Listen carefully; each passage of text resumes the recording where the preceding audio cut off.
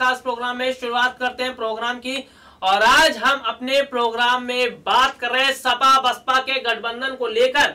जी हां, सपा बसपा का गठबंधन जिस तरह से देखने को मिला, 38 सीटों पर चुनाव लड़ने का फैसला मायावती और अखिलेश ने किया है। और ऐसे में अगर बात की जाए तो यूपी में माया और अखिलेश का जादू कहीं ना कहीं दिखता हुआ नजर आ रहा है। और आपको बता दूं, बीजेपी नेता खुद सपा बसपा के गठबंधन को जो है मजबूत बता रहे हैं। मैं आपको बता दूं, बीजेपी की सहयोगी पार्टी सुहेलदेव समाज पार्टी के प्रमुख ओम प्रकाश राजभर ने कहा कि सपा बसपा का गठबंधन कमाल नहीं करेगा, लेकिन उन्होंने ये कहा कि सपा बसपा का गठबंधन मजबूत जरूर है। साथ ही साथ अगर मैं बात कर लेता हूं लोजपा प्रमुख रामविलास पासवान के बेटे चिराग पासवान की, तो उन्होंने भी सपा बसपा के गठबंधन को मजबूत बताया है।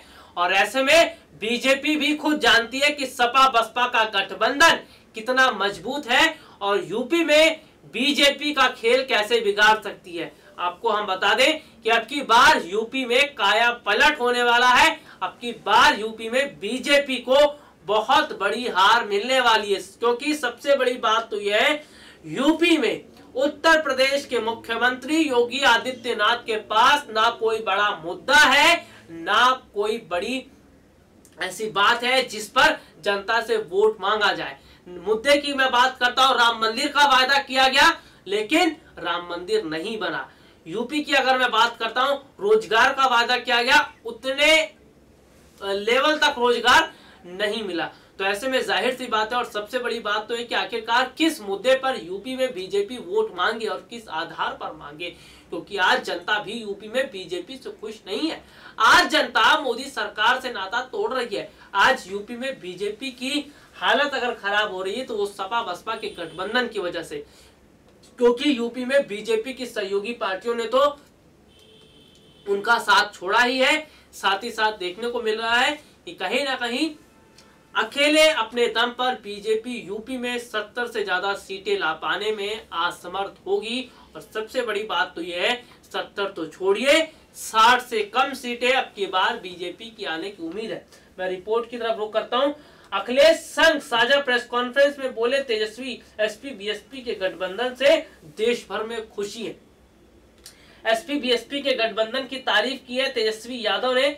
बिहार के पूर्व उप मुख्यमंत्री और आरएलडी नेता तेजस्वी यादव इन दिनों यूपी की राजधानी लखनऊ में मायावती से मुलाकात के बाद बीते दिनों उन्होंने एसपी अध्यक्ष अखिलेश यादव से मुलाकात की और प्रेस कॉन्फ्रेंस को संबोधित किया। उन्होंने कहा, देश को सही दिशा दिखाने के लिए अखिलेश और मायावती जी ने जो कदम उठाया उसके लिए बधाई देने में हम कह सकते हैं कि उसके लिए वो बधाई दे रहे हैं। और सबसे बड़ी बात तो ये है कि पटना से वो वहां बधाई देने आए। देश इस गठबंधन को याद करेगा।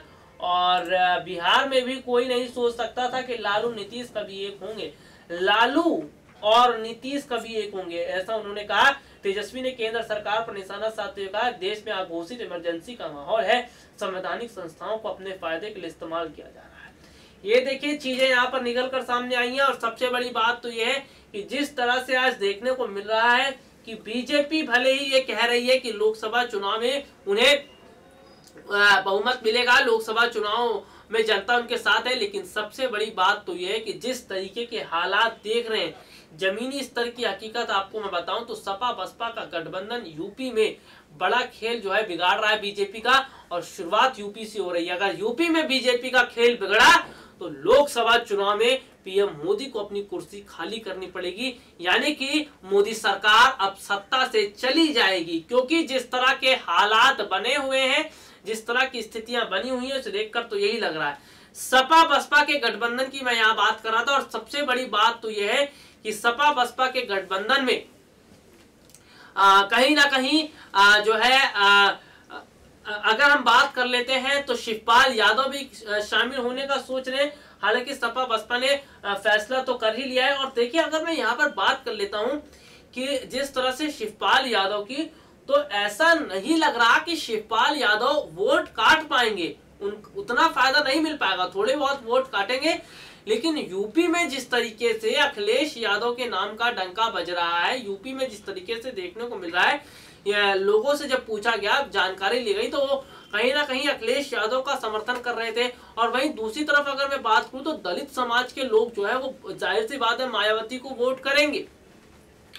तो ऐसे में दलितों का और कह सकते हैं कि यादव समाज का वोट दोनों को मिलेगा, सपा बसपा दोनों को मिलेगा। और यहाँ पर देखिए अगर मैं बात कर रहा हूँ स्थिति की, तो देखिए हाल ही में अगर बात की जाए तो स्वर्ण समाज पर जो बिल पास हुआ लोकसभा और राज्यसभा की अगर हम बात कर लेते हैं, तो जिसमें देखने को मिला इस बिल पर सपा बसपा की पूरी जो है उनकी सहमति थी, यानी कि सपा बसपा ने सहमति जताई थी। ऐसे में देखिए स्वर्ण समाज के लोगों के लिए जो बिल पास हुआ उस पर सहमति जताई गई। इसका मतलब आप ये समझिए कि यादव और दलित समाज के लोगों का वोट तो आएगा ही, साथ ही साथ अन्य वर्ग के लोगों का वोट भी आएगा। अब देखिए यहाँ पर एक गणित जो है वो ये बैठ रही है कि अयोध्या में अगर राम मंदिर का निर्माण नहीं हुआ तो ऐसे में साधु संत किसकी तरफ जाएंगे, साधु संतों का वोट किस तरफ रहेगा, ये अपने आप में बहुत बड़ी बात है।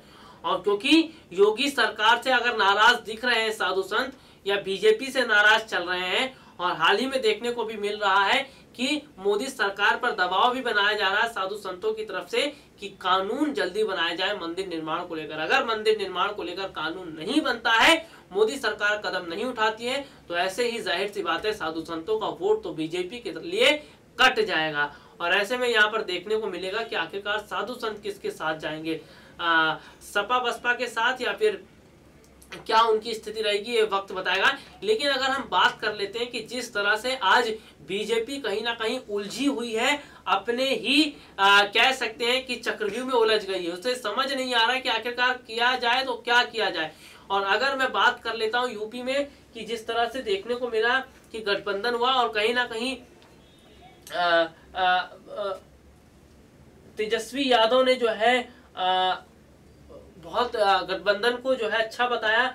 और वहीं अगर मैं बात कर लेता हूं कि अगर कांग्रेस जो है अगर यूपी में अकेले अपने दम पर चुनाव लड़ रही है, तो ऐसे में जाहिर सी बात है कांग्रेस के खाते में भी कुछ वोट आएंगे। लेकिन देखिए यहाँ पर एक बहुत बड़ा गेम हो रहा है। गेम ये हो रहा है कि सपा बसपा ने कांग्रेस को अलग कर दिया है, सपा बसपा ने कांग्रेस को अलग कर दिया और दोनों ने 38 सीटों पर चुनाव लड़ने का मन बनाया है। अब ऐसे में देखिए गेम यहाँ पर ये हो रहा है कि अगर इन 38 सीटों पर जो दोनों चुनाव लड़ रहे हैं, इन सीटों पर यानी कि ज्यादा फायदा अगर इन्हें होगा, और ऐसे में अगर जाहिर सी बात है कि ये बाहरी तौर पर कहीं ना कहीं कांग्रेस का समर्थन जरूर करेंगे।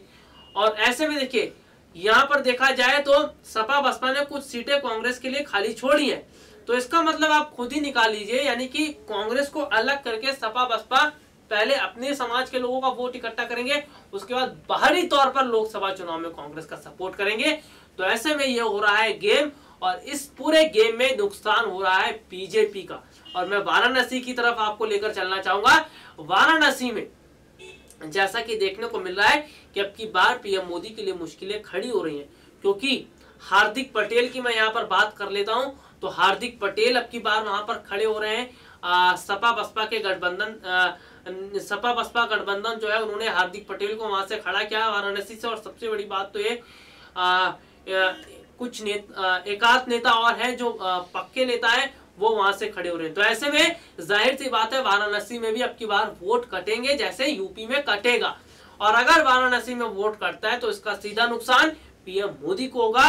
और आपको बता दें ये कह सकते हैं कि ये भी स्थिति हो सकती है कि वाराणसी से अब की बार पीएम मोदी को झटका लगे, वाराणसी से पीएम मोदी को झटका लगे। अब मैं इसका उदाहरण आपको जोड़ना चाहूंगा।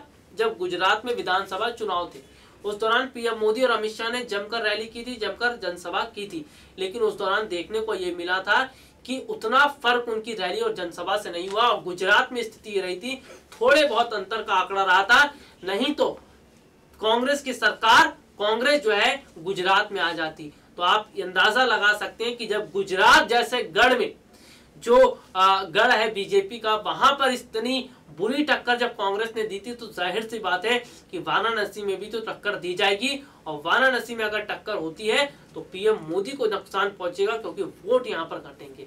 तो ऐसे में लोकसभा चुनाव को लेकर स्थितियां अच्छी नहीं है बीजेपी के लिए। लोकसभा चुनाव से पहले देखने को यह मिल रहा है कि आज जनता वही चीजें देख रही है कि सरकार ने क्या काम किया है, उसके आधार पर वो बोल रही है। सरकार ने काम नहीं किया है इसलिए सरकार की तारीफ नहीं हो रही है, सरकार को वोट देने की बात नहीं चल रही है। सरकार को तय करना है, बीजेपी को तय करना है, मोदी सरकार को ये फैसला लेना है कि कैसे जल्दी से जल्दी नए अवसर तलाशे जाए रोजगार के, सरकारी नौकरियों के, और जी हाँ, व्यापार को अच्छा करने के लिए कैसे कदम उठाए जाए, और राम मंदिर को लेकर क्या कदम उठाया जाए। राम मंदिर, सरकारी नौकरियां, रोजगार, ये कुछ चुनिंदा मुद्दे हैं जिनकी वजह से बीजेपी को झटका लग रहा है। और इन मुद्दों पर अगर काम होता है तो बीजेपी के जीतने की संभावना बढ़ जाएगी।